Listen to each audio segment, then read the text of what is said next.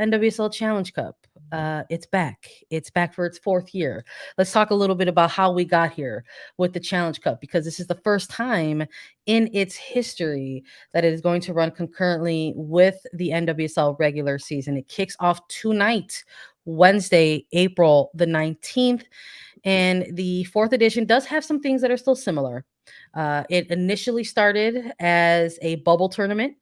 It was created in response to the COVID-19 pandemic.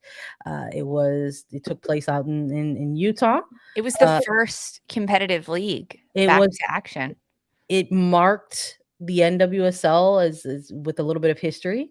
I believe it was a long term that they used. They were the first team contact pro league to return back to sports. They wanted to make sure that they got all of those things correct. Because if you're going to claim yourself as the first, you have to make sure your title is correct. But yeah, it was at the height of the pandemic. It was really really scary and kind of like unforeseen type of event, a series of events that occurred. And it was one of those things that it was a wait and see approach. It was like, how is this gonna look? How is this gonna feel? How are the players gonna do? How are they gonna compete? And so in light of a season, Challenge Cup was born, and it's changed a little bit since then. So out of a bubble, back to play, but was listed and placed, or excuse me, scheduled just sort of post preseason and just in front of a regular season.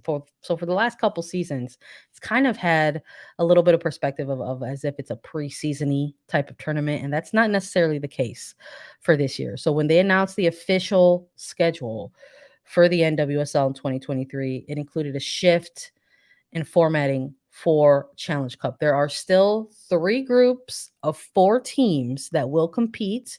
They've been divided up regionally. So there's an East region, a Central region, a West region, and those 4 teams within those 3 groups will compete in a double round robin style tournament. And then the 3 group winners and the best performing second place team advance to semifinals. And this all takes place beginning tonight, April the 19th, and it's going to run, group matches are going to run all the way through August. Semifinals will kick off on September 6th with the final on September 9th. But there's also one pretty big difference in this year's competition, Lisa. Yeah, the biggest I think the biggest difference to start, there's 2 big ones. The fact that it's running concurrently with the season, and I know you just broke down the schedule and how it starts now and it goes all the way through to September, and the group stage is April to August. That is such a long chunk. Well, that's because the games are really spread out once a week, once every other week until we hit July. And starting July 21st, it is every week for Challenge Cup, because the regular season takes a little bit of a break during the Women's World Cup that kicks off July 20th. So that's when the Challenge Cup really vamps up. There are still regular season games during the World Cup, but it's towards the end of the World Cup in hopes that maybe some teams will be knocked out of the World Cup and they'll be back playing with their clubs in the NWSL. But Sandra, this is the biggest change that you're alluding to, and I think everyone is talking about. UKG is the sponsor for the Challenge Cup. They sponsored last year, but this year they're ahead of the game sponsoring the Challenge Cup, and they are an HR company that focuses on equality between gender equality and whatever equality it may mean to them. Then because of that, they are upping their ante essentially with the Challenge Cup, and they're making it a $1 million payout for the Challenge Cup. There was money involved last year, but this is nearly doubling it for this year. It's $1 million is actually equivalent to what the 2020 MLS Cup is Back tournament did. That was their prize money. So that's what UKG is kind of going off of and funding the payout for the players. So if you make it to the semifinals, that's when the payouts start. So it's incentive for these players to continue playing and continue winning and want to get not just to the semifinal, but to win the whole thing and actually lift the cup at the end of it, because you get a little, you get a payout, you get dollar bills, y'all. Yeah, I mean, it's going to be, if you're a semifinalist, essentially, you're going to get a crack at this $1 million pool. So I think that's a maybe a lucrative incentive, I think, for players who Mhm. are gonna start this journey on the Challenge Cup. I think what we've seen out of the last 2 iterations of the Challenge Cup, how it was scheduled specifically out of a preseason and just ahead of the regular season, we saw coaches kinda utilize those games in the best way that they saw fit, like, whether it was making sure that you're getting looks at your ideal starting 11s, and maybe still trying to evaluate some newer faces or rookies to your team. Mhm. And maybe we'll still see a little bit of that during this version I of think we will. the Challenge Cup. It is like going to run throughout the course of the regular season, but a lot of these games, like you mentioned, Lisa, I think it was a really good point that you made. That's some of them are going to be midweek. Most of them are going to be midweek type of matches, whether it's today on a Wednesday, but later on down the stretch, we see some games even like on a Tuesday, Mhm. perhaps Fridays, along with maybe some across Saturdays and Sundays.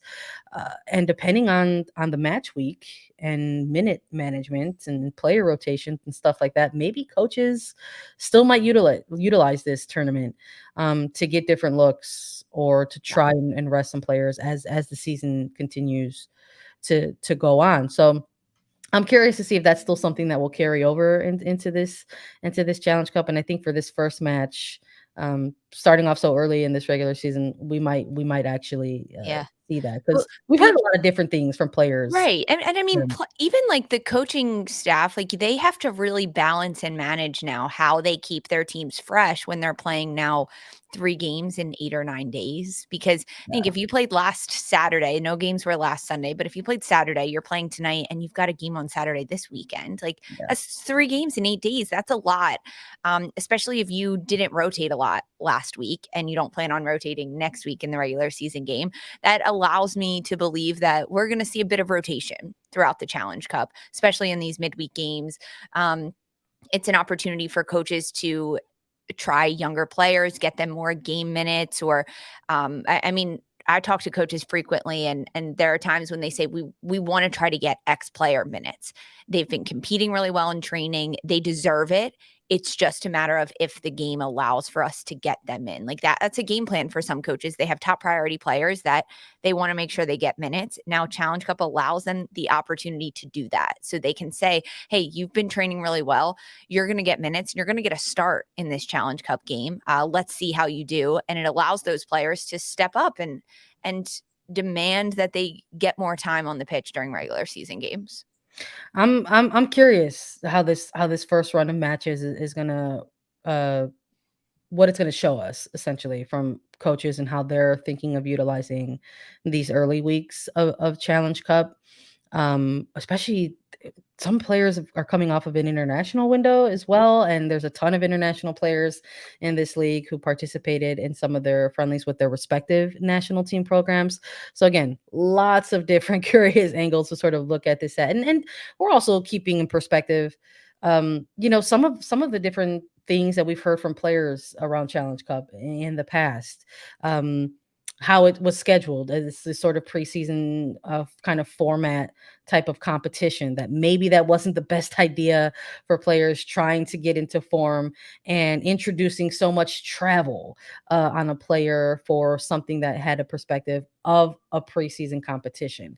And now that maybe the league tried to take that in consideration and tried to change it into something that would mirror other in-season competitions across the globe. Like we watch and have talked about, FA Cup, for example, with the Women's Super League.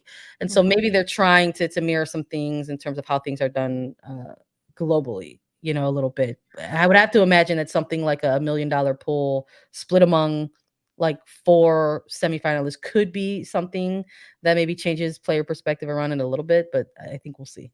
Yeah, I think there is an incentive with the money. I mean, even we talked to, I believe it was Carson Pickett last year after North Carolina won the 2022 Challenge Cup edition. And she said, hey, $10,000 is significant amount for some players, for most players. Yeah. That's something you can do with that, whether it's helping you move or at whatever it may be, pay off things, that loans that you have or anything that it may be, it's helpful to get that money and to get essentially like the fast cash that comes with it, that it's an immediate payout. However, is that enough for players to play when they're maybe not 100%, or players that are playing 90 minutes on the weekends? Are they going to want to go in midweek and play 90 minutes? Probably not. Their bodies are tired. And even with, we'll get into the games that are happening tonight for the Challenge Cup and the availability reports that came out per club.